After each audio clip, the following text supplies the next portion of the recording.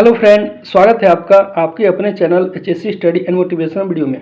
दोस्तों, आज हम बात करने वाले हैं कि आप यदि एक एचएससी प्रोफेशनल हैं तो आपको एचएससी के जो डॉक्यूमेंट है वो मेंटेन करना काफ़ी ज़रूरी होता है, क्योंकि यह एक कंपनी का रिक्वायरमेंट होता है और उसके साथ ही साथ हमारे क्लाइंट का भी रिक्वायरमेंट होता है। और उसके साथ ही साथ यदि आपकी कंपनी आईएसओ स्टैंडर्ड मेंटेन करती हो या फिर ओसा स्टैंडर्ड को मेंटेन करती हो तो वह स्टैंडर्ड को मेंटेन करने के लिए आपको फाइल डॉक्यूमेंट करना काफ़ी ज़रूरी होता है। और यदि आपके कंपनी में इंटरनल ऑडिट होता हो, एक्सटर्नल ऑडिट होता हो, तो उसके रिक्वायरमेंट के आधार पे आपको फाइल डॉक्यूमेंट करना काफ़ी ज़रूरी होता है। तो आज हम इस वीडियो में बात करने वाले हैं कि एचएससी डॉक्यूमेंट में वो कौन कौन से डॉक्यूमेंट आपको मेंटेन करना या आपको रखना काफ़ी ज़रूरी होता है। तो चलिए हम वीडियो को स्टार्ट करते हैं और इसको फुल डिटेल रूप से समझने की प्रयत्न करते हैं। तो दोस्तों, सबसे पहले आपको एक मास्टर लिस्ट प्रिपेयर करना होता है और ये जो मास्टर लिस्ट होता है वह अकॉर्डिंग टू आपके प्रोजेक्ट वर्क एक्टिविटी के आधार पे होता है। यानी कि आप आपका जो प्रोजेक्ट होने वाला है उसमें कौन कौन सी एक्टिविटी है, यानी कि उसके रिलेवेंट टू एचएससी डॉक्यूमेंट को फाइल लिस्ट बनाना होता है।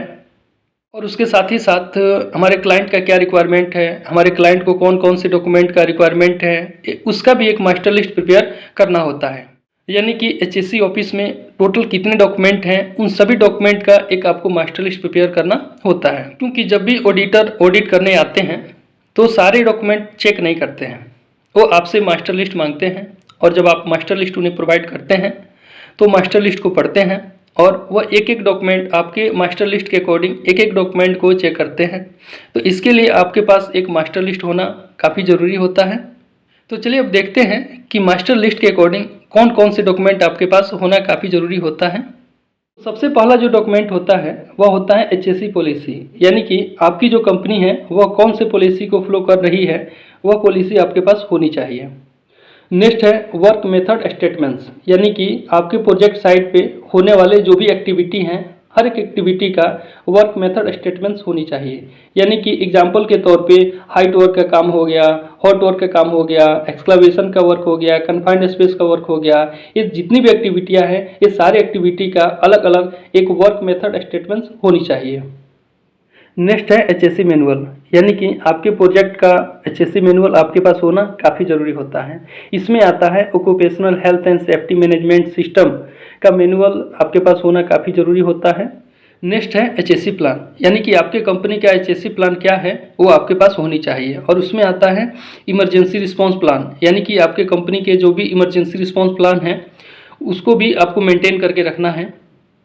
नेक्स्ट है लेजिस्लेशन, यानी कि आपके पास लीगल रजिस्टर है क्या वो भी चेक किया जाता है। नेक्स्ट है परमिशन एंड अप्रूवल, यानी कि आप जो काम करने जा रहे हैं उसका परमिशन और अप्रूवल आपके पास होनी चाहिए। एग्जाम्पल के तौर पे यदि आप कोई काम कर रहे हैं और उस काम को गवर्नमेंट के द्वारा अप्रूवल दिया गया है तो यानी कि वो जो लेटर मिला है वह आपके पास होना काफ़ी ज़रूरी होता है।